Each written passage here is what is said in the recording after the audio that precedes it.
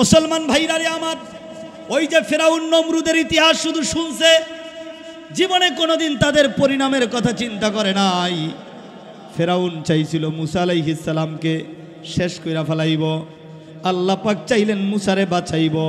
বাক্স কইরা নিয়া ফেরাউনের ঘরের মধ্যে মুসা আলাইহিস সালামকে আল্লাহ পৌঁছাইয়া দিছি। ঠিক কিনা কন? একদিকে মুসার ভয়ে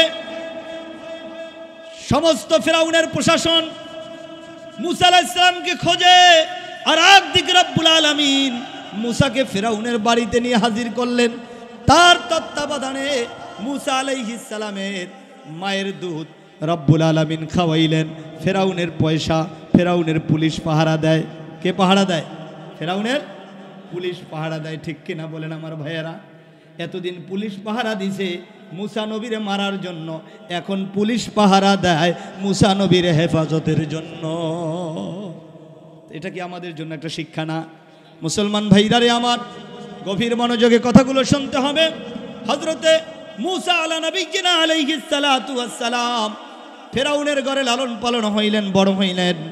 যখন রব্বুল আলামিন, ফেরাউন চাইছিল মুসা আলাইহিস সালামকে দৌড়ায়া ধরবে, যখন তাকে ধরার জন্য গেছে লোহিত সাগরের মধ্যে, রব্বুল আলামিন মুসা আলাইহিস সালামকে পার কইরা দিছে, ফেরাউনকে ডুবায়া দিছে। ঠিক কিনা বলেন?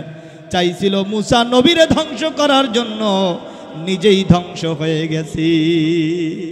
কাদের কুদরতদারি বার কামাল, আনতা রব্বি আনতা হাসবি জুল জালাল, তুহি কাদের জলিলুল্লাহ জাহাদার, हमेशा है तू ही मेरा निगाहदार, कदर कुदरतदारी हर चिकाही आकुनी, मुर्दारा तू जान बख्शी जिंदारा बे जाकुनी उस्त सुल्तान।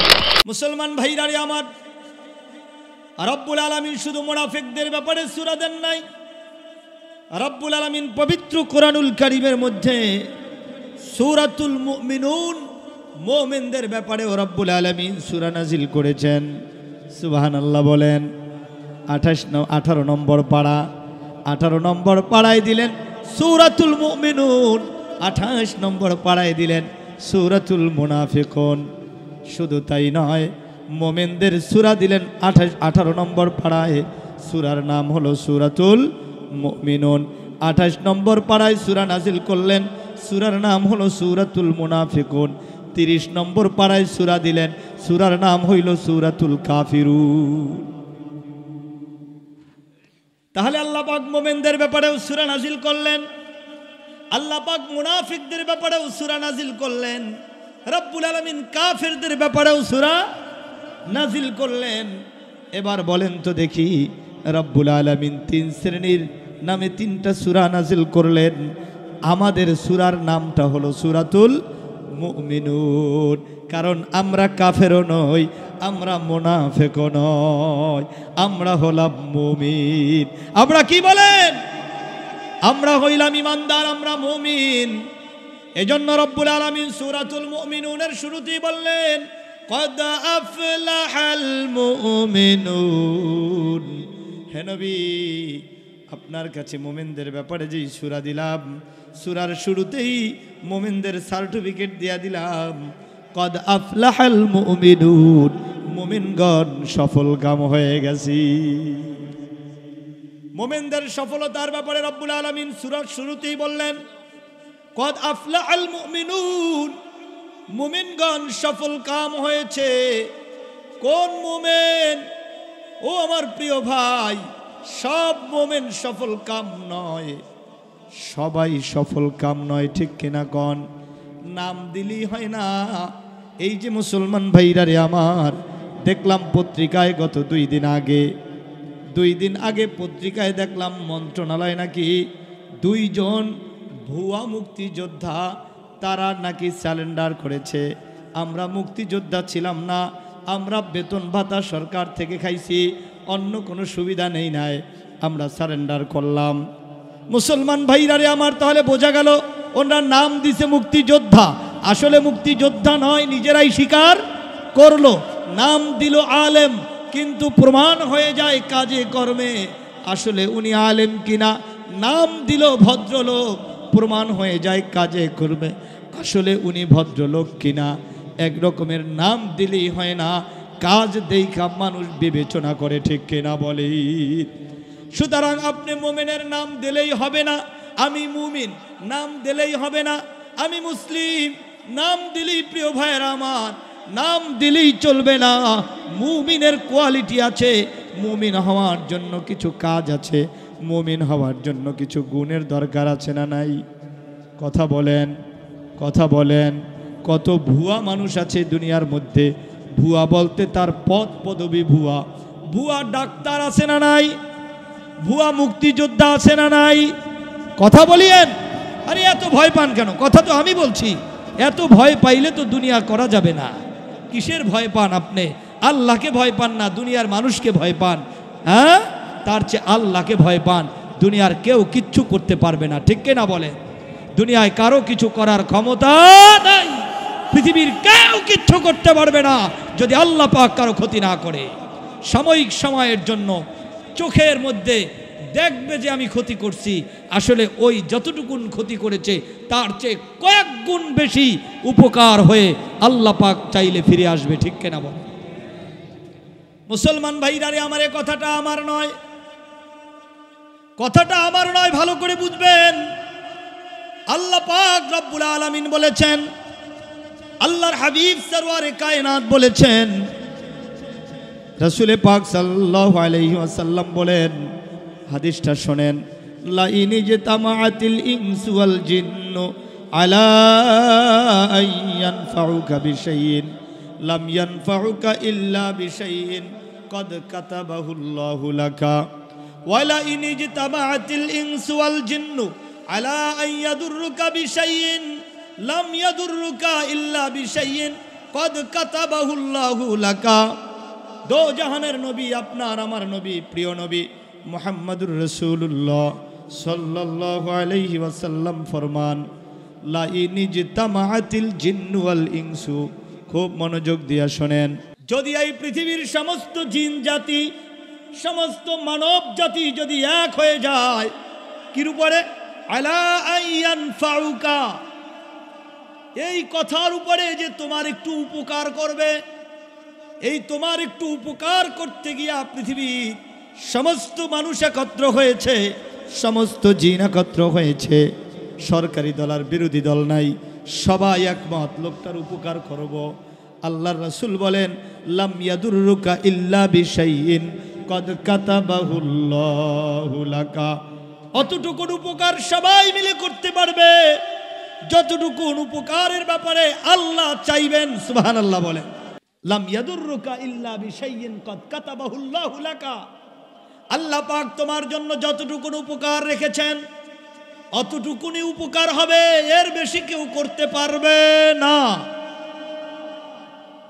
উপকার করতে পারবে না, তাহলে ক্ষতি অন্তত করতে পারবে।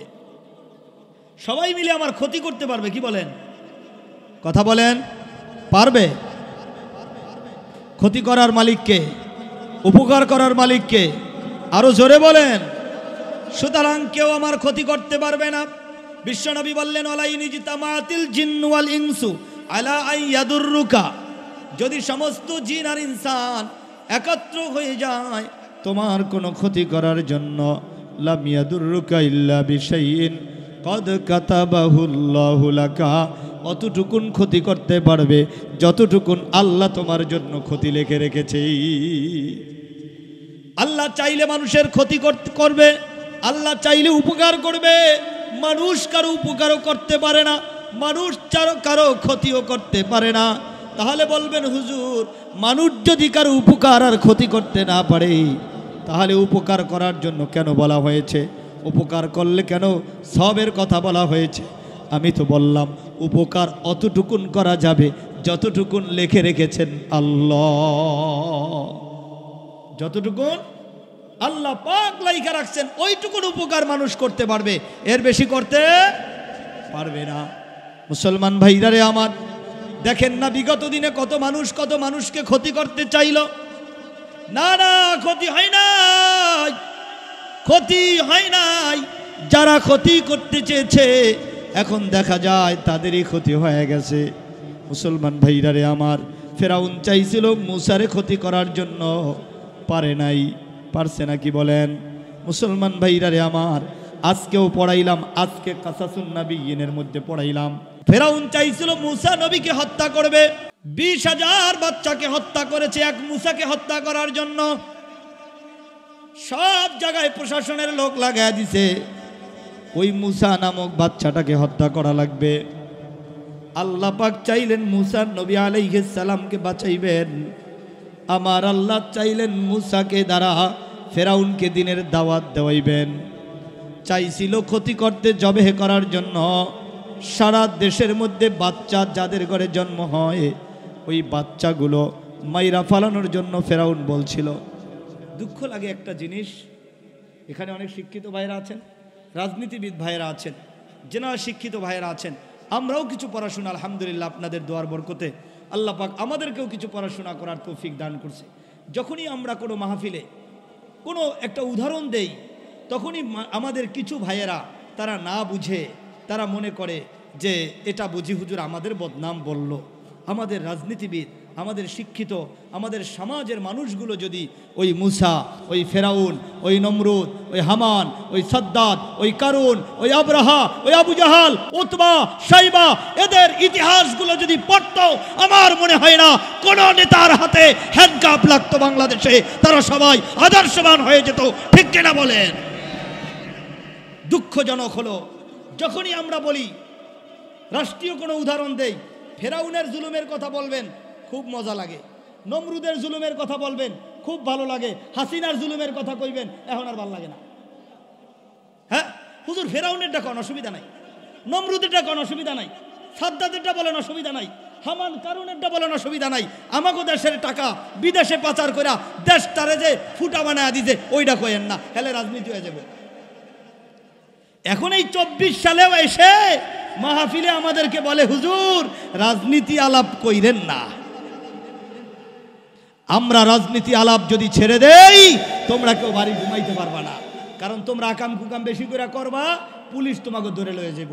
আর আমরা যদি রাজনীতি আলাপ করি, ওইগুলো তোমরা মানো, তাহলে আলহামদুলিল্লাহ, আল্লাহর শুকর, তোমরা নেতা হবা আদর্শবান, নেককার, ভালো, তোমাদেরকে পুলিশ ধরবে না। নেতৃত্ব না থাকলেও আলহামদুলিল্লাহ মানুষ তোমাদের সম্মান করবে। কথা বলেন না কেন? দুঃখ লাগে, ভালো কথাগুলো তারা শুনতে চায় না, ভালো কথাগুলো শুনতে চায় না, ভালো কথাগুলো মানুষ নিতে চায় না। হ্যাঁ যুবক, আমরা তো তোমাদের কখনো এহ জীবনে কোনোদিন মানুষকে কোনো অন্যায় পথের আদেশ করি নাই, কোনো খারাপ আচরণ করতে কোনো যুবককে কখনো বলি নাই। 15-16 বছর মাইকের সামনে কথা বলি, কোনো দিন মনে পড়ে না সমাজ বিধ্বংসী, রাষ্ট্র বিধ্বংসী, চরিত্র বিধ্বংসী কোনো বিষয়, কোনো একটা শব্দ আমরা মানুষকে উপদেশ দিয়েছি। সব সময় মানুষকে আমরা কল্যাণের কথা বলেছি। ঠিক কিনা বলে? সব সময় আমরা কল্যাণের কথা বলেছি। রাজনীতিবিদদেরকে বলেছি কি? আমরা কি বলেছি রাজনীতিবিদদেরকে? রাজনীতিবিদ ভাইয়েরা আমার, যারা মেম্বার আছেন, চেয়ারম্যান আছেন, এমপি আছেন, মন্ত্রী আছেন, খবরদার গরিবের পেটে লাথি মাইরেন না। এই উপদেশটা কি খারাপ? এইটা যদি তারা মানতো, তারা কি ভালো হবে না খারাপ হবে? তাদের আদর্শ ভালো হবে না খারাপ হবে? আমরা কি বলেছি রাজনীতিবিদদেরকে? মানুষের নামে মিথ্যা মামলা দিয়েন না, মানুষকে ঠকাইয়েন না, মানুষের উপরে জুলুম করেন না, দেশের টাকা বিদেশে পাচার করেন না। এই কথাগুলো যদি তারা মানতো, তাহলে তাদের জন্য ভালো হইতো কি না? এখন এই কথাগুলো বললে মাইক টেনে লয়ে যাক, হুজুর আপনার নামে নস্করণ লাগবে না। হায় হায়, এমন সুন্দর ভালো কথা, এমন সুন্দর সুন্দর সুন্দর কথা, এগুলো ভালো লাগে না কেন? শয়তানে পাইছে। ঠিক কিনা কর? মুসলমান ভাইরা রে আমার, ওই যে ফেরাউন নমরুদের ইতিহাস শুধু শুনছে, জীবনে কোনোদিন তাদের পরিণামের কথা চিন্তা করে নাই। ফেরাউন চাইছিল মুসা আলাইহিস সালামকে শেষ কইরা ফেলাইব, আল্লাহ পাক চাইলেন মুসারে বাঁচাইব। বাক্স কইরা নিয়া ফেরাউনের ঘরের মধ্যে মুসা আলাইহিস সালামকে আল্লাহ পৌঁছাইয়া দিছি। ঠিক কিনা কন? একদিকে মুসার ভয়ে সমস্ত ফেরাউনের প্রশাসন মুসা আলাইহিস সালামকে খোঁজে, আর একদিকে রব্বুল আলামিন মুসাকে ফেরাউনের বাড়িতে নিয়ে হাজির করলেন। তার তত্ত্বাবধানে মুসা আলাইহিস সালামের মায়ের দুধ রব্বুল আলামিন খাওয়াইলেন। ফেরাউনের পয়সা ফেরাউনের পুলিশ পাহারা দেয়। কে পাহারা দেয়? ফেরাউনের পুলিশ পাহারা দেয়। ঠিক কিনা বলেন আমার ভাইয়েরা? এতদিন পুলিশ পাহারা দিছে মুসা নবীরে মারার জন্য, এখন পুলিশ পাহারা দেয় মুসা নবীর হেফাজতের জন্য। এটা কি আমাদের জন্য একটা শিক্ষা না? মুসলমান ভাইরারে আমার, গভীর মনোযোগে কথাগুলো শুনতে হবে। হযরতে মুসা আলা নবিয়্যিনা আলাইহিস সালাতু ওয়াস সালাম ফেরাউনের ঘরে লালন পালন হইলেন, বড় হইলেন।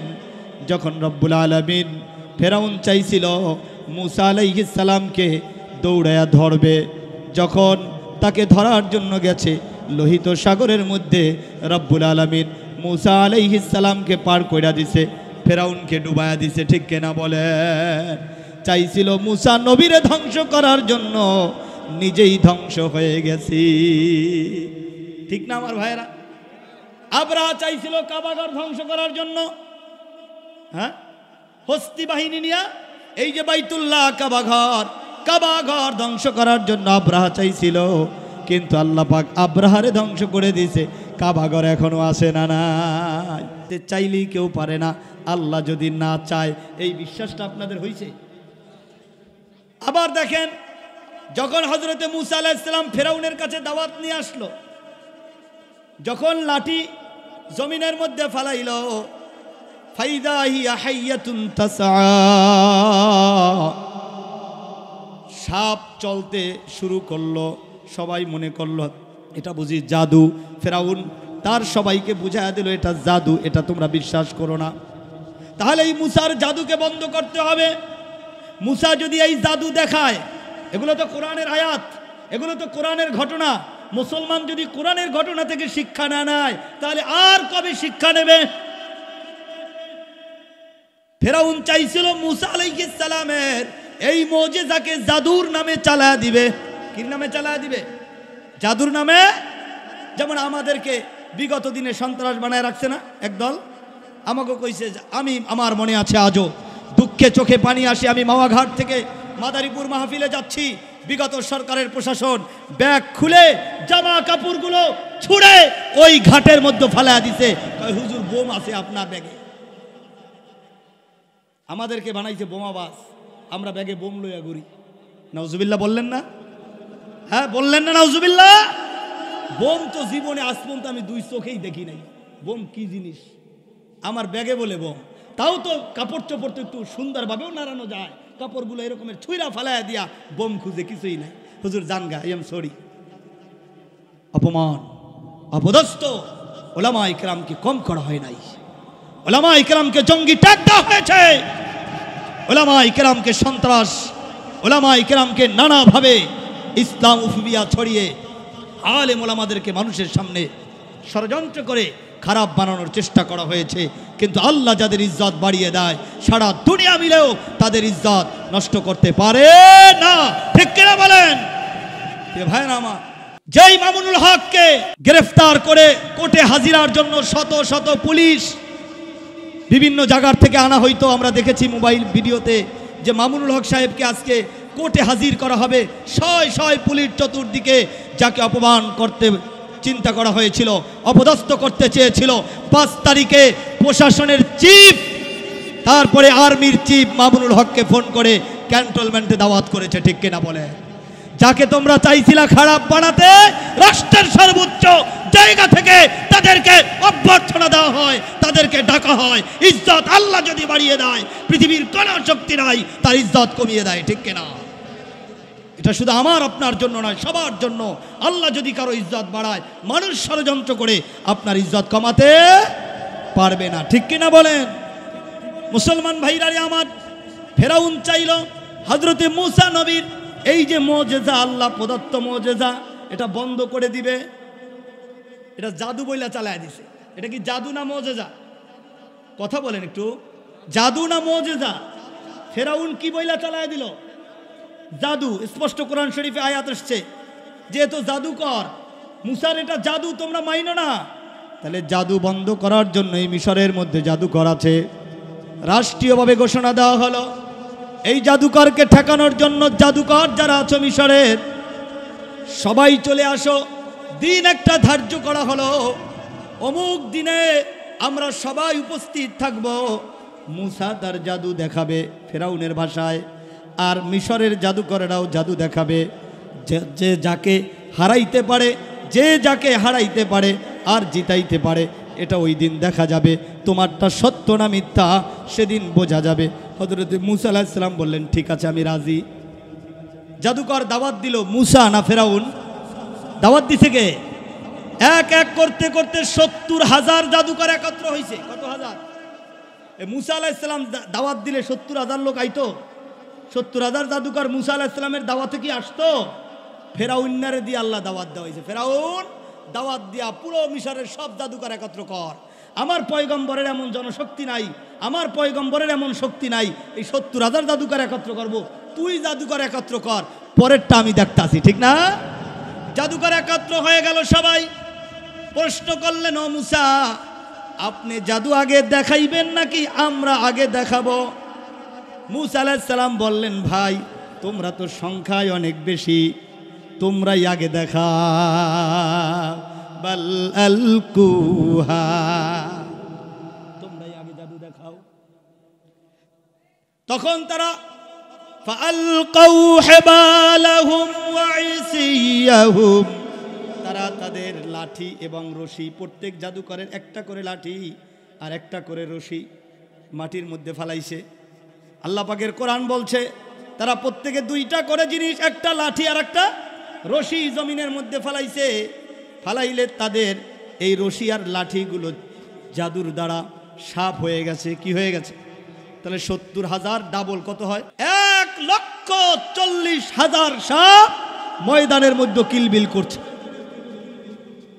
চতুর্দিকে হাজার হাজার দর্শক, সব ফেরাউনের দলের। আর একদিকে হযরতে মুসা আলাইহিস সালাম শুধু একজন। মুসা আলাইহিস সালাম যখন দেখলেন এতগুলো সাপ, আল্লাহ রাব্বুল আলামিন মুসা আলাইহিস সালামকে বললেন, মুসা তুমিও তোমার লাঠিটা ফেলে দাও।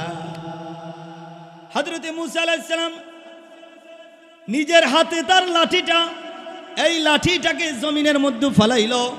এইটা তো কোনো ভাই অন্য কোনো ছোট বইয়ের গল্প না, এটা তো আল্লাহ পাকের কোরআন। আল্লাহ পাক কোরআন এই ঘটনা কেন দিলেন? আমাদের উপদেশ গ্রহণ করার জন্য। নাহলে আল্লাহ পাকের এত বড়, এমন সুন্দর, এত মহৎ একটা আসমানি গ্রন্থের মধ্যে এই ঘটনাগুলো কেন আনবেন? যাতে করে এই ঘটনাগুলো আমরা শিখে যাই না, আমরা বুঝা আমরা যাতে আমল করতে পারি, ঠিক না? মুসলমান ভাইরারে আমার, হযরতে মুসা আলাইহিস সালাম তার লাঠি ফেললেন। লাঠি ফেলে মুসা আলাইহিস সালাম বিসমিল্লাহ বলে লাঠি ফেললেন। আল্লাহ রাব্বুল আলামিনের কুদরতে সাপ হয়ে গেল। সাপ হলো তো হলো, ওই ১,৪০,০০০ জাদুকরেরা যে ১,৪০,০০০ সাপ বানাইছিল, ওইগুলো আস্তে করে মুসা আলাইহিস সালামের এই লাঠি ফালানোর পরে যেই সাপটা হয়েছে, ওই সাপে সব গ্রাস করতে শুরু করছে। সুবহানাল্লাহ বলে। এক এক করতে করতে করতে করতে সব সাপগুলো হযরতে মুসা আলাইহিস সালাম লাঠি ফালানোর দ্বারা আল্লাহ পাকের মুজিজার যেই সাপ, কুদরতের যেই সাপ, সবগুলো যখন খেয়ে ফেললো, জাদুকরেরা হতবাক হয়ে গেল। তারা চিন্তা করলো, হায় হায়, এইটা কোনো জাদুর দ্বারা সম্ভব না। আমরা ৭০,০০০ জাদুকর, জাদুবিদ্যায় বড় পারদর্শী, আমরা আমাদের সর্বোচ্চ চেষ্টাটা করেছি। সর্বোচ্চ চেষ্টা করার পরে যেই জাদু দেখাইলাম, আমাদের সব জাদু মুসা আলাইহিস সালামের সাপে খেয়ে ফেলছে। এটা আসলে কোনো জাদু নয়, আমাদের বিশ্বাস হয়ে গেছে এটা আল্লাহর কুদরত। কাদেরে কুদরত দারি বার কামাল, আনতা রাব্বি আনতা হাসবি জুল জালাল, তুহি কাদের জলিলুল্লাহ জাহাদার, हमेशा है तू ही मेरा निगाहदार। कदर कुदरत दारी हर चिकाही आकुनी, मुर्दारा तू जान बख्शी জিন্দারাবে জাকুনি উসত সুলতান হর চে খাদ আকুনাদ আলমেরা দর্দ মে ওই রাকুনাদ হস্ত সুলতানি মুসল্লাম মরুরা ইস্তে কসরা জহরায়ে চু ওয়াচেরা। প্রিয় ভাইয়েরা আমার, রব্বুল আলামিন যদি চায় সেটাই হবে। মুসা চাইছিল সবার সামনে, ফেরাউন চাইছিল মুসা নবীকে অপমান করতে, মুসা নবীর জাদু বইলা চালায়া দিয়া সবাইরে মুসা আলাইহিস সালাম থেকে দূরে রাখতে। ঘটনা ঘটল বিপরীত। ৭০,০০০ জাদুকর যখন দেখলো এইটা কোনো সাধারণ জাদু না, এটা আল্লাহ পাকের কুদরত, সবাই এবার হযরতে মুসা আলাইহিস সালামের কাছে মাথা নত করে বললেন, ও পয়গম্বর মুসা, আমাদের বুঝতে আর বাকি নাই, এইটা কোনো জাদুর সাপ নয়, অবশ্যই আপনি আল্লাহর রাসূল, আমাদেরকে পড়ায়া দেন লা ইলাহা।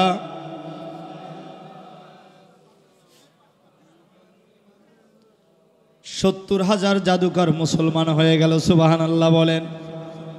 মুসলমান ভাইরা, ব্যাপারটা আপনারা একটু লক্ষ্য করে দেখেন তো। হযরতে মুসা আলাইহিস সালাম একার পক্ষে সম্ভব ছিল না এত মানুষকে দাওয়াত দিয়া একত্র করে মুসলমান বানানো। আল্লাহ পাক রব্বুল আলামিন কেমন সুন্দর করে তাদের সবাইকে একত্র করে ৭০,০০০ জাদুকরকে একসাথে এক সময়ে কালিমা পড়ে মুসলমান বানায়া দিলে। তাহলে আল্লাহ চাইলেন একরকম, ফেরাউন চাইছিল আর এক রকম, হয় নাই। ফেরাউনেরটা কি হয় নাই।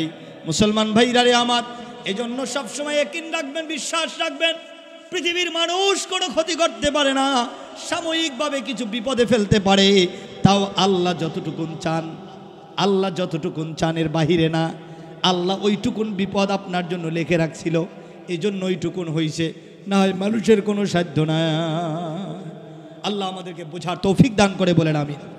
সুতরাং বলেছিলাম, হযরত রাসূল পাক সাল্লাল্লাহু আলাইহি ওয়াসাল্লাম এই পৃথিবীর জমিনে যখন দ্বীনের দাওয়াত নিয়ে আসলো, আল্লাহর রাসূলকেও কিন্তু কাফেরেরা পাগল বলছিল, পাগল নামে সাব্যস্ত করতে চাইছিল ওই মক্কার আবু জাহালরা, কিন্তু পারে নাই। রাসূল পাক সাল্লাল্লাহু আলাইহি ওয়াসাল্লাম রাহমাতুল লিল আলামিন, এটা অল্প কয়েকদিনই প্রমাণ হয়ে গেছে, ঠিক না? নবী যে রাহমাতুল লিল আলামিন ছিল, এটা অল্প কয়েকদিনেই পুরো মক্কা নগরীতে প্রমাণ হয়ে গেছে। তারপরে তারা বুঝে শুনেই শত্রুতাই করেছে, ধ্বংস হয়ে গেছে। মুসলমান ভাইরা আমার, এই জন্য আমি যে সূরার কথা বললাম, সূরাতুল মুমিনুন, আল্লাহ তাআলা বলছেন কদ আফলাহাল মুমিনুন, মুমিনগণ সফল কাম। পৃথিবীতে সফলতা যদি চান, মুমিন হতে হবে। কারণ মুনাফিক সফল না, কাফের সফল না, বেঈমানে সফল না, নাফরমানে সফল না, ইহুদি সফল না, নাসারা সফল না। সফল যদি কেউ থাকে তার নাম হলো মুমিন। মুমিন হইলে সফলতা। আল্লাহ পাক বলেছেন কদ আফলাহাল মুমিনুন। কেমন মুমিন সফল কাম হবে? মুমিন সফল কাম হওয়ার জন্য কিছু কোয়ালিটি লাগবে, কিছু গুণ লাগবে। মুসলমান ভাইরা রে আমার, ১ নম্বর গুণ, আল্লাযীনা হুম ফি সালাতিহিম খাশিউন। মুসলমান ভাইরা রে আমার, কোন ধরনের মুমিন সফল কাম হবে? আল্লাহ রাব্বুল আলামিন বললেন আল্লাযীনা হুম ফি সালাতিহিম খাশিউন, যারা তাদের নামাজের মধ্যে ভীত সন্ত্রস্ত, নামাজ পড়ে ভয়ে ভয়ে, আমার রুকুটা হয় কিনা, আমার সাজদাটা হয় কিনা, আমার মুসলমান ভাইরা রে আমার, আমার নামাজের কেরাতটা ঠিক মতো হয় কিনা, আমার নামাজের দাঁড়ানোটা ঠিক আছে কিনা। এই নামাজ পড়ে ভয়ে ভয়ে নামাজ পড়ে, ভীত সন্ত্রস্ত হয়ে নামাজ পড়ে মুসলমান ভাইরা রে আমার। এখন আমরা তো নামাজ পড়ি, রাসূল পাক সাল্লাল্লাহু আলাইহি ওয়াসাল্লাম এক হাদিসের মধ্যে বলেন, কেউ কেউ নামাজ তো এমন ভাবে পড়ে কেমন জানি কাকের ঠোকরের মতো, কাক যেমন ঠোকর দিয়া আদার খায়, কাক যেমন ঠোকর দিয়া খাবার খায়, কেউ কেউ তো নামাজ পড়ে ওই রকমের সেজদা কাকের ঠোকরের মতো এত সংক্ষিপ্ত দেয়। আছে না নাই? এই জন্য নামাজ পড়তে হবে সুন্দর করে। রাজি আছেন? মোমেন সফল কাম মুমিন যদি হতে চায়, সফল কাম মুমিন যদি হতে চায়, সফল কাম মুমিন হতে চাইলে নামাজটা বড় সুন্দর করে পড়া লাগবে। সুন্দর নামাজ যার হবে আল্লাহ পাক তার চরিত্রও সুন্দর করে দেবে। নামাজ যার সুন্দর হবে তার লাইফ, তার জীবনটাও কেউ আল্লাহ সুন্দর করে দিবে। নামাজ যার সুন্দর হবে তার রিজিকের ফয়সালাও আল্লাহ করে দিবে। নামাজ যার সুন্দর হবে মওতের সময় ঈমান আল্লাহ নসিব করে দিবে। নামাজ যার সুন্দর হবে হাসতে হাসতে মাওলা পাকের বেহেশতে চলে যাবি। এই নামাজ সুন্দর করে পড়বো ইনশাআল্লাহ। নামাজ তো পড়বই, নামাজ সুন্দর করে পড়ব। নামাজ সুন্দর করে পড়লে নামাজ হলো ঈমানের নূর চমকাবে নামাজের মধ্যে। আল্লাহর রাসূল সাল্লাল্লাহু আলাইহি ওয়াসাল্লামকে জিজ্ঞাসা করা হলো, গো আল্লাহর নবী, কিয়ামতের ময়দান যখন কায়েম হয়ে যাবে আপনি কিভাবে আপনার উম্মত, এত এত উম্মতের মধ্যে কিয়ামতের ময়দানে আপনার উম্মতদেরকে আপনি কিভাবে চিনবেন নবী গো?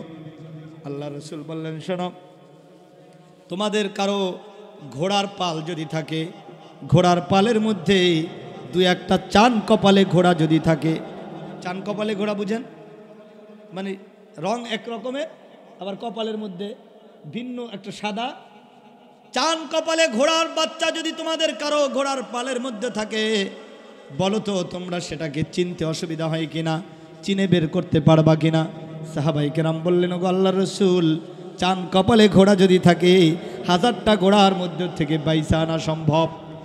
আল্লাহর নবী বললেন, গো সাহাবাই কেরাম শোনো, কিয়ামতের ময়দান যখন কায়েম হবে, আমার উম্মতেরা যখন, সমস্ত উম্মতের মধ্যে যখন আমার উম্মতগুলো উঠবে, আমার উম্মত দুনিয়ার মধ্যে নামাজ পড়তে গিয়া যে ওযু করেছিল, ওযুর জায়গাগুলা গুররাম মুহাজ্জালিনা মিন আসারিস সুজুদ। নবীজি বললেন, আমার মোমেন, আমার উম্মতেরা যে নামাজের জন্য ওযু করত, ওই অজুর জায়গাগুলো, অজুর পানি দিয়ে যেই জায়গাগুলো ওই উম্মত ধৌত করত, গুররাম মুহাজ্জালিনা মিন আসারিল ওযু। নবীজি বলেন, এই অজুর কারণে তাদের অজুর জায়গাগুলো কিয়ামতের ময়দানে চমকাইতে থাকবে। সুবহানাল্লাহ বলে। আমি তাদের এই চমকানো দেখে আমি বুঝতে পারবো এরা আমার উম্মত, আমি তাদেরকে বেছে বের করতে কোনো অসুবিধা হবে না। মুসলমান ভাইরারি আমার, শুধু তাই নয়, নাসাই শরীফের আরেকটা রওয়ায়াত আপনাদেরকে শোনাই। নামাজ পড়লে কি লাভ আমার ভাইয়েরা? কিয়ামতের ময়দান যখন কায়েম হয়ে যাবে, কিয়ামতের ময়দানে মানুষগুলো যখন উঠতে থাকবে, মানুষরা হাহাকার করবে, আদম নবীর কাছে যাবে, হযরতে মূসা আলাইহিস সালামের কাছে যাবে, ঈসার কাছে যাবে, হযরত ইব্রাহিম নবী আলাইহিস সালামের কাছে যাবে, সমস্ত নবীদের কাছে যাবে। সমস্ত নবীরা যখন বলবে, লাস্তু বিহা, এগুলো আমার দ্বারা সম্ভব হবে না, তুমি অমুকের কাছে যাও। আর একজনের কাছে গেলে বলবে আর একজনের কাছে যাও, আর একজনের কাছে গেলে বলবে আর একজনের কাছে যাও। এমন বলতে বলতে হযরতে ঈসা আলাইহিস সালাতু ওয়াস সালামের কাছে মানুষগুলো যাবে। এই হাদিসটা বুখারীর মধ্যেও আছে, আমি নাসাইর রওয়ায়াত শোনাচ্ছি আপনাদেরকে। মুসলমান ভাইরারে আমার, আল্লাহর নবীর ব্যাপারে হযরতে ঈসা নবী বলবেন, আমিও পারবো না এই কিয়ামতের ময়দানে তোমাদেরকে সুপারিশ করতে, তবে একজনের নাম ঠিকানা বলি তোমাদেরকে, ওয়ালাকিন আলাইকুম বিমুহাম্মদ, তোমাদেরকে আমি মুহাম্মদুর রাসূলুল্লাহর কথা বলছি, তোমরা সকলে মিলে যাও, নবী মুহাম্মদুর রাসূলুল্লাহর কাছে যাও। নবী মুহাম্মদুর রাসূলুল্লাহ চাইলে তোমাদেরকে সুপারিশ করবে।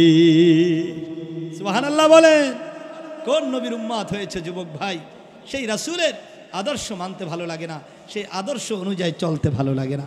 দুঃখের সাথে বলি, কষ্ট নিয়ে বলি, অনেক সময় আমরা যারা ইসলাম নিয়ে কথা বলি, ইসলামী দল, ইসলামের পক্ষে লোকজন তো একটু কমই পাওয়া যায় স্বাভাবিকভাবে, ঠিক কিনা? কন আমাদের মিছিল ছোট দেখলে মুসলমানের সন্তান, মুসলমানের যুবক চায়ের দোকানে বসে টিটকারি মারে, দাঁত বের করে হাসে, দেখছনি অল্প কয়েকজন মানুষ, এরা বলে আবার ইসলাম কায়েম করবে। এরা বলে দেশে আবার ইসলাম দিয়া দেশ চালাবে, এই কয়জন মানুষ দিয়া ইসলামী দেশ হবে, ইসলামী রাষ্ট্র হবে, সে স্বপ্ন কোনোদিন বাস্তবায়ন হবে না।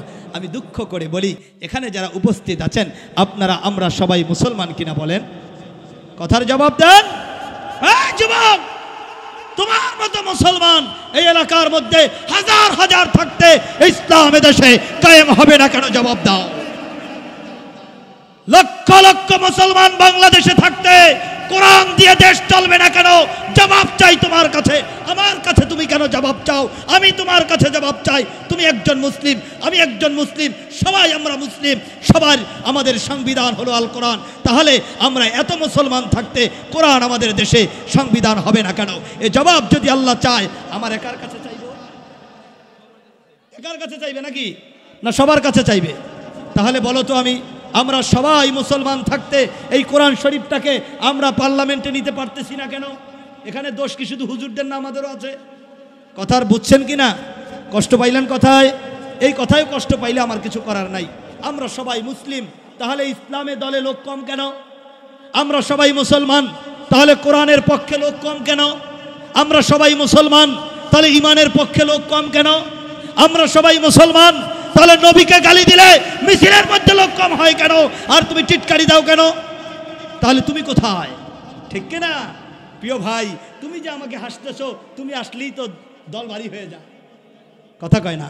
তুমি আমার দলে আসলেই তো দল ভারী হয়ে যায়। আমার দল মানে কি? ইসলামের দল। তুমি যদি কোরআন কায়েম করতে চাও, তাহলেই তো কোরআনের পক্ষে লোক ভারী হয়ে যায়, ঠিক না? প্রিয় ভাইয়ের আমার, এজন্য এই কথাগুলো আর বলা যাবে না। আমিও মুসলিম, আপনিও মুসলিম, এ দেশটা কোরআন দিয়ে আমরা শাসন করতে চাই। রাজি আছেন? এখন আর রাজি নাই। কারা কারা রাজি আছেন? নারায়ে তাকবীর বলেন। নারায়ে তাকবীর। ইসলাম দিয়ে দেশ চলবে, কোরআন দিয়ে দেশ চলবে। রাজি আছেন কিনা বলেন? নারায়ে তাকবীর। কারণ সেকুলারিজম 53 বছর দেখেছি, ধর্মনিরপেক্ষতাবাদ 53 বছর দেখেছি, সমাজতন্ত্র দেখেছি, লেনিনের আদর্শ দেখেছি, কার্ল মার্ক্সের আদর্শ দেখেছি, গণতন্ত্র দেখেছি, একমাত্র দেখি না আল কোরআন। সব দেখা শেষ হয়ে গেছে, দেখতে দেখতে সব দেখা শেষ। এবার হবে কোরআনের বাংলাদেশ, ঠিক কিনা কও? এবার হবে ইসলামের বাংলাদেশ। ইসলাম হবে আমাদের সংবিধান, কোরআন হবে আমাদের সংবিধান। তাহলে যদি মানুষ একটু শান্তি পায়, এছাড়া আর কোনো তন্ত্রমন্ত্রে পৃথিবীতে শান্তি আসতে পারে না। এই কথাটা আমার নয়, এই কথাটা প্রত্যেকটা মোমেন মুসলমানের হওয়া চাই, প্রত্যেকটা মোমেন যুবকদের হওয়া চাই, প্রত্যেকটা মুসলমান যুবকের হওয়া চাই। না হয়তো কিয়ামতের ময়দানে আল্লাহ যদি জিজ্ঞাসা করে, এই তুমি সারা জীবন কোন পথে চলেছ? আমার কোরআন দিয়ে দেশ চালাইতে পারো নাই কেন? সেই দলে তুমি ছিলা না কেন? বলো, কি জবাব দিবেন? এইটা বুঝি ইসলাম না, এইটা বুঝি ইসলাম না। নামাজের কথা বলেন হুজুর ইসলাম, এই খালি এই কথাটা কইেন না, এইটা ইসলাম না নাকি? ইবাদত করে বলেন আমিন। আমি দিঘিরপাড় মসজিদে বলেছি যে এত কয় বছর আপনারা যা করেছেন আর হবে না। এতদিন বলেছে কি জানেন? মসজিদের সভাপতি সাহেব এক দলের সভাপতি, কোনো অসুবিধা নাই। সেক্রেটারি সাহেব আর এক দলের নেতা, কোনো অসুবিধা নাই। ক্যাশিয়ার সাহেব আর এক দলের নেতা, কোনো অসুবিধা নাই। সবাই রাজনীতি করবে, অসুবিধা নাই। শুধু রাজনীতি করতে পারবে না একজন, সে কে? ইমাম সাহেব। আপনি রাজনীতি করতে পারবেন না। কেন? আপনি হইলেন নিরপেক্ষ। আপনি কি?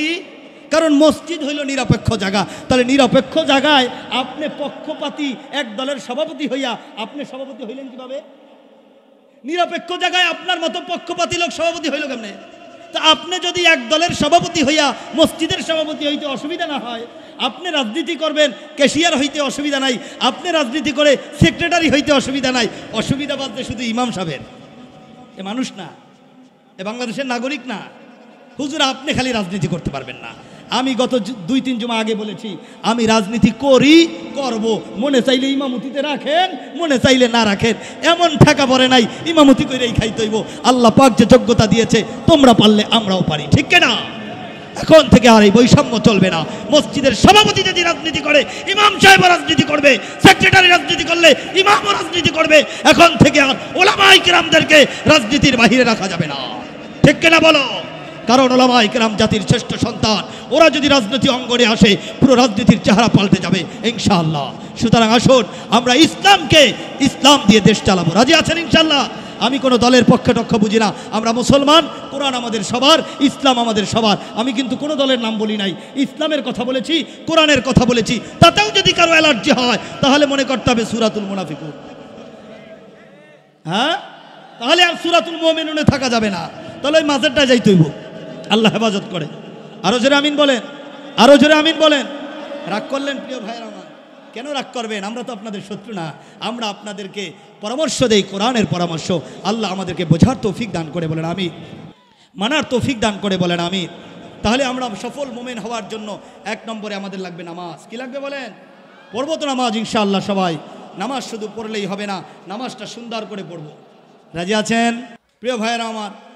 সুতরাং আমি আপনাদের সামনে পবিত্র কালামে হাকিমের যে আয়াতে কারিমা তেলাওয়াত করে আলোচনার বিভিন্ন দিক নিয়ে আলোচনা করেছি। আপনাদেরকে সূরাতুল মুমিনুনের শুরু দিয়ে আপনাদেরকে বুঝিয়েছি যে আমাদের মুমিনদের ব্যাপারেও রব্বুল আলামিন যে সূরা নাজিল করেছেন, সেই সূরার মধ্যে আল্লাহ পাক আমাদের সফলতার কথা বলেছেন, ঠিক না প্রিয় ভাইয়েরা আমার? সূরাতুল মুনাফিকুনের যে আয়াত আমি আপনাদের সামনে পড়েছিলাম, আল্লাহ পাক বলেন ইয়া আইয়ুহাল্লাযীনা আমানু। কোন মুমিন? ওই যে মুমিনের কথা আলোচনা করলাম।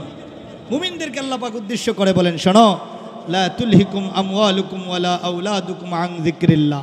তোমাদের এই পৃথিবীতে দুটি জিনিস আছে, একটি হলো মাল, আরেকটি হলো সন্তান। এই মাল আর সন্তান বড় নিয়ামত। যদি এই মাল আর সন্তানকে নিয়ামতে রূপান্তর করা যায়, আর এই মাল আর সম্পদ আরেক দিকে বিপদ, যদি এগুলো নিয়ন্ত্রণ হারা হয়ে যায়। আল্লাহ পাক এই আয়াতের মধ্যে বললেন, লা তুলহিকুম আমওয়ালুকুম ওয়ালা আওলাদুকুম আন যিকরিল্লাহ। তোমাদের মাল আর সম্পদ জানি তোমাদেরকে আল্লাহ থেকে দূরে না সরায় দেয়। কারণ এই পৃথিবীতে অনেক মানুষ মালের কারণে অহংকার করে, অনেক মানুষ সন্তানের কারণে অহংকার করে, অনেক মানুষ মালের কারণে গুনাহ করে, অনেক মানুষ সন্তানের কারণে গুনাহ করে। মাল বেশি হইলে, টাকা পয়সা বেশি হইলে, সম্পদশালী হইলে অনেক ভাই আছে শয়তানের ধোঁকায় অনেক গুনার মধ্যে লিপ্ত হয়ে যায়। আছে না নাই বলেন? অনেক মানুষ আছে সম্পদের কারণে অহংকারী হয়ে যায়, অনেক মানুষ আছে সম্পদের কারণে আল্লাহ ভুলে যায়, সম্পদের কারণে রাসূল ভুলে যায়, সম্পদের কারণে মসজিদ মাদ্রাসা ভুলে যায়, কারণ তার বড় অহংকার। অহংকার আল্লাহ পছন্দ করে?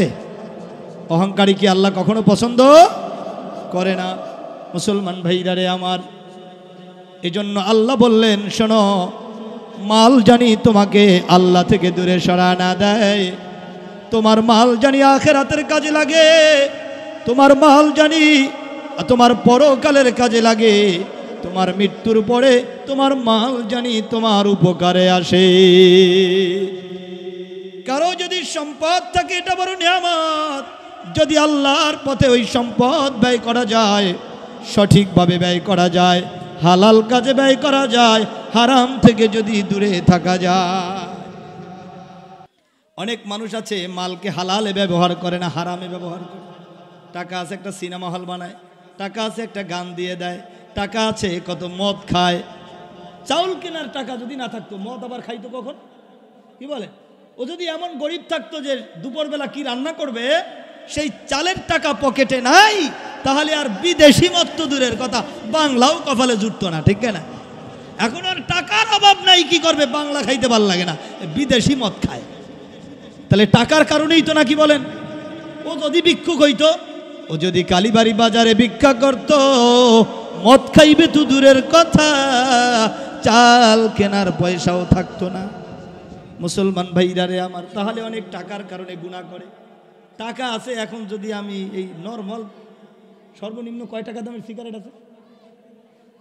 এখন কয় না, চিন্তা করে কইলে আবার আমি খাই, এটা কেন বোঝা যায়? এজন্য কেউ কইবে না, ঠিক না? আর ধরেন একটা বলেন 5 টাকা ধরেন, হ্যাঁ 6 টাকা, 6 টাকা। চিন্তা করেন নর্মালটা যদি খাই, একজনের দেখলে কেমন দেখা যায়? ভালো দেখা যায় না। এখন টাকা আছে তো বেশি দামের সিগারেট খায়, টাকা আছে তো দৈনিক ক্লিন শেভ দেয়, টাকা তো অসুবিধা নাই, দৈনিক ক্লিন শেভ দেয়, টাকা আছে। হাই হাই, টাকার কারণে গুনাহ আছে না নাই? আবার কত মানুষের টাকা আছে আল্লাহর ঘর মসজিদ বানাইয়া দেয়, কত মানুষের টাকা আছে মাদ্রাসায় দেয়, কত মানুষের টাকা আছে এতিম গরিবরে সাহায্য করিয়া দেয়। তাহলে টাকা থাকলেই উপকার না, টাকা যদি ভালো কাজে ব্যয় হয় আপনার জন্য টাকা নেয়ামত, আর এই টাকার কারণে যদি গুনাহ হয় টাকা আপনার জন্য গজব। টাকা কি বলেন? তাহলে টাকা আপনার আমার নেয়ামতে পরিণত করা লাগবে। যাদেরকে রব্বুল আলামিন অর্থশালী বানাইছেন, যাদেরকে রব্বুল আলামিন টাকার মালিক বানাইছেন, ও মুসলমান যুবক ভাই, ওই টাকাকে আল্লাহর দ্বীনের পথে ব্যয় করা লাগবে। রাজি আছেন? এই সাউন্ড একটু বাড়াও। টাকাকে আল্লাহর দ্বীনের পথে কোরআন প্রতিষ্ঠার জন্য, কোরআনের তালিমের জন্য, কোরআনী মাদ্রাসা কায়েম করার জন্য, মসজিদের জন্য, এতিম অসহায় গরিবের খাবারের জন্য আমার টাকা যদি ব্যয় করতে পারি, ওই টাকার মধ্যে নেক দিবেন কে? মুসলমান ভাইরা রে আমার, এই যে মাদ্রাসাগুলো দেখেন, এই মাদ্রাসাগুলো আমাদের জন্য একটা ইসলামের দুর্গ। ইসলামের কি? জোরে বলেন। ইসলামের দুর্গ হলো মাদ্রাসা। এই মাদ্রাসা ধ্বংস করার জন্য একদল পায়তারা করতেছে। একদল কি করতেছে? গতকালকে এক জায়গায় মাহফিলে গেছিলাম, এই যে আমগাড়া আছে না, টঙ্গিবাড়ি বেতকা, ওইখানে মাহফিলে গেছি। সভাপতি এসে কয়, হুজুর রাজনীতি আলাপ টালাপ কইলেন না, আর ওই যে সাদ সাহেবের ব্যাপারে কিছু কইেন টইন না, ওই কোরআন হাদিসের রস করিলেন। কি পরামর্শ দিতেছে আমাকে গতকাল? কোরআন হাদিসের ওয়াজ কইরেন, খালি দুইটা কইরেন না। কোনটা? বলেন বলেন। রাজনীতিটা কইরেন না, আর ওই সাদ সাহেবের ব্যাপারে কিছু কইয়েন না, কোরআন হাদিসের ওয়াজ কইরেন। এই হইল আমাদের বিভিন্ন মাহফিলের সভাপতি সাহেবের জ্ঞান। তা আমি এই কথা শুই না, মনে করছি যে উনি দুনিয়াবি জ্ঞান বুদ্ধি থাকলেও আল্লাহ পাক তো কিছু মানুষের ব্যাপারে বলছে, উলাইকা কাল আনআম, এরা মানুষ হইল চেহারা চূড়াতে, আসলে হইল পশুর চেয়েও খারাপ। আল্লাহ কইছে, আমি কই নাই। কোরআন শরীফে ওলামায়ে কেরাম আছে। তা আমি ওনার কথা শুই না, বুঝছি উনি আসলে সূরাতে আর সিরাতে মানুষ হইলেও আসলে একটু স্ক্রু ঢিলা আছে। কোরআন হাদিসের ওয়াজ করলে সেখানে আবার রাজনীতি বাদ যায় কেমনে? কথা কয় না, কথা কয় না। তাহলে উনি বোঝে নাই। তো ওই যে কথাটা বলতেছিলাম, এই কথাটা কেন বললাম? ইসলামের বিরুদ্ধে যে বলবে আমরা তার বিরুদ্ধে বলবো। কথা বলেন। ইসলামের বিপক্ষে যে বলবে আমরা তার বিরুদ্ধে, না কয় না, বলবেন না। ইসলামের বিরুদ্ধে যদি কেউ বলে আমরা তাকে তার বিরুদ্ধে বলবো। ইসলামের বিরুদ্ধে যদি কথার কথা বাইতুল মুকাররমের খতিব যদি কোনোদিন ভুল ফতোয়া দেয় আমরা তার বিরুদ্ধেও মাঠে নামবো, ঠিক না? সাত মাত বুঝি না, পৃথিবীর যে কোনো প্রান্তে যে কোনো মানুষ ইসলামের বিরুদ্ধে যদি অবস্থান নেয়, সারা পৃথিবীর মুসলমান তার বিরুদ্ধে অবস্থান নেবে, এটা ঈমানের দাবি, ঠিক কিনা বলেন? ব্যক্তি হিসাবে কোনো ছাড় দেওয়া। সুতরাং মাওলানা সাদ সাহেব যদি উল্টা পাল্টা ফতুয়া দেয় আমরা তার বিরুদ্ধেও বলবো। চরমনার পীর সাহেব ফতুয়া দিলেও কম, জামাতের আমির সাহেব যদি কয় তার বিরুদ্ধেও আমরা বলবো। এই পৃথিবীর যত বড় পরাশক্তি ইসলামের বিরুদ্ধে কথা বলবে, আমরা সারা দুনিয়ার মুসলিম তার বিরুদ্ধে কথা বলবো, ঠিক কিনা? এখানে কোনো ব্যক্তিকে ছাড় দেওয়া হবে না, কারণ আমার আল্লাহ রসুল বলেছেন, লা তাআতা বিমাখলুকিন ফি মাসিয়াতিল খালিক। আল্লাহর বিরুদ্ধে কোনো মানুষের আনুগত্য করা যাবে। এই যে মাদ্রাসাগুলো দেখেন, কেন বললাম? এই মাদ্রাসা ধ্বংসের ষড়যন্ত্র চলছে, মাদ্রাসা ধ্বংসের ষড়যন্ত্র চলছে সারা পৃথিবীতে। এই কোরআনী মাদ্রাসাগুলো বন্ধ করার জন্য পায়তারা চলছে। আপনারা জানেন না? আপনারা ভিতরে ভিতরে গবেষণা করে দেখেন নাই? আমরা সারাদিন কোরআন হাদিস নিয়ে থাকি, আমরা এগুলো গবেষণা করি, আমাদের ব্রেনতে আগে ধরা পড়ে আসলে এই কথার অর্থটা কি। সারা পৃথিবীতে মাসআলা আছে হাজার হাজার হাজার হাজার মাসআলা বাদ দিয়া এই তথাকথিত নামদারি আমির মৌলভী সাদ তিনি ফতুয়া দিলেন মাদ্রাসায় যাকাতের টাকা দেওয়া যাবে না। নাউজুবিল্লাহ কইলেন না? কি দেওয়া যাইব না? মাদ্রাসায় যাকাতের টাকা। আমি একটু চিন্তা করলাম, ঘটনা কি? কোটি কোটি মাসালা পৃথিবীতে, এত মাসালা বাদ দিয়া উনি মাদ্রাসায় যাকাত দেওয়া যাবে না, এই মাসালাটা দিল কেন? গভীর ষড়যন্ত্র, গভীর ষড়যন্ত্র। কারণ মাদ্রাসাগুলোয় যদি যাকাত দেওয়া বন্ধ হয়ে যায়, মাদ্রাসাগুলো অর্থনৈতিকভাবে পঙ্গু হয়ে যাবে, মাদ্রাসাগুলো আলেম তৈরির কারখানা, এগুলো বন্ধ হয়ে যাবে, ঠিক কিনা কম? এটা মারাত্মক ষড়যন্ত্র, ঠিক না? দুই, তিনি বলেছেন মসজিদে মাদ্রাসায় পড়াইয়া মসজিদে ইমামতি করে বেতন নেওয়া যাবে না। বেতন যদি নেয় তাহলে বেশ্যাদের, নাউজুবিল্লাহ, বুঝার জন্য শব্দটা বললাম, বেশ্যাদের উপার্জনের চেয়েও খারাপ, নাউজুবিল্লাহ। এবং এই সকল ইমাম আর হুজুরের চেয়ে বেশ্যারাও জান্নাতে যাবে আগে, নাউজুবিল্লাহ বলে। দেখলাম যে আরেকটা ষড়যন্ত্র, লক্ষ লক্ষ মসজিদের ইমাম বাংলাদেশে তারা সাধারণ মুসলমানের কিছু হাদিয়া নিয়ে তারা সংসার চালায় আর মসজিদ পরিচালনা করে, ঠিক না? এখন যদি আপনি আমার হাদিয়াটুক না দেন আমার সংসার চালাইতে, আমি তো আর মসজিদে ইমামতি করবো না। অবশ্যই আমি আলু, পটল, পেঁয়াজ, রসুন, হলুদ, মরিচ, কথার কথা, ফল, ফ্রুট, কাপড় চোপড়, যে কোনো একটা কিছু আমি তো যাব অন্যদিকে, ঠিক না? তাহলে লক্ষ লক্ষ মসজিদের ইমামদেরকে যদি বাজারে বাইর করে দেওয়া যায়, মসজিদগুলো শূন্য হয়ে যাবে। মাদ্রাসায় কোরআন পড়ানেওয়ালা শিক্ষকদেরকে যদি ব্যবসায় লাগায় দেওয়া যায়, কোরআন পড়া বন্ধ হবে। আর যদি টাকা পয়সা দেওয়া বন্ধ করা যায় তাহলে মাদ্রাসাগুলো বন্ধ হয়ে যাবে। এই সবগুলো মাসালা এক সুতার সাথে গাঁথা। ইসলাম, মুসলমান, ইমান ধ্বংস করার ষড়যন্ত্র স্বরূপ মাদ্রাসাগুলো বন্ধ করার পায়তারা, ঠিক কিনা বলে? সুতরাং এগুলো আমরা তীব্র নিন্দা করি। তার এই ফতোয়া থেকে ফিরে না আসলে আমাদের অবস্থান তার বিরুদ্ধেই থাকবে, ঠিক কিনা? আল্লাহ পাক আমাদেরকে বোঝার তৌফিক দান করুক। প্রিয় ভাই সাহেব, আমি তাহলে আপনাদেরকে জিজ্ঞাসা করি, ফতোয়া আসছে মাদ্রাসায় টাকা দেওয়া যাবে না, ফতোয়া আসছে ইমামতি করে টাকা নেওয়া যাবে না, ফতোয়া দিচ্ছে ওই ইহুদিরা দেওয়াচ্ছে, খ্রিস্টানরা দেওয়াচ্ছে, নাসারারা দেওয়াচ্ছে, ষড়যন্ত্রকারীরা দেওয়াচ্ছে, ইসলাম বিদ্বেষীরা এই সকল ফতোয়া বাজারে ছাড়তেছে। আপনারা মুসলমান বলেন তো দেখি, কারো ফতোয়ার কারণে আমরা মাদ্রাসা মসজিদে টাকা পয়সা দেওয়া বন্ধ করব? জোরে বলেন, জোরে বলেন। সব টাকা পয়সা পোটলা বান্ধা সব সাত সাহেবের বাড়ি দিয়াম না, যত জাকাত টাকাত আছে সব পোটলা বস্তা বান্ধা ওনার বাড়িতে দিয়ে আসবো, কারণ মাদ্রাসাতে দাম দেবো না, তাহলে ওনার বাড়িতে দিয়ে আসবো আর উনি আরামায় এসে চলবেন, এটাই মনে হয় চাই উনি। আমরা কারো ফতুয়ায়, আমরা কারো কথায় আল্লাহর কোরআনের মাদ্রাসাকে আমরা অর্থ দেওয়া বন্ধ করব? করবেন, আরো বেশি করে আল্লাহর ঘরে দান করতে হবে, ঠিক না? শত্রু যত চাইবে আমরা শত্রুর বিপক্ষে অবস্থান নিয়ে দেখাবো। আল্লাহ পাক এই মাদ্রাসাকে কবুল করে। এই আহসানুল উলুম মাদ্রাসা, আল্লাহ পাক এই মাদ্রাসার সমস্ত প্রয়োজনকে মিটায় দেয়। এলাকায় যারা আছেন আপনারা সকলেই এই প্রতিষ্ঠানে এখন জানুয়ারি মাস ছাত্র দিবেন, ছাত্রদেরকে কোরআন শিখাবেন, দিন শিখাবেন, ঈমান ইসলাম শিখাবেন। এরপরে আপনি জেনারেল পড়ানোর অসুবিধা নাই। জানুয়ারি মাস সন্তানকে, নাতিদেরকে কোরআন শিখাবেন। আল্লাহ আপনাদেরকে তৌফিক দান করুক।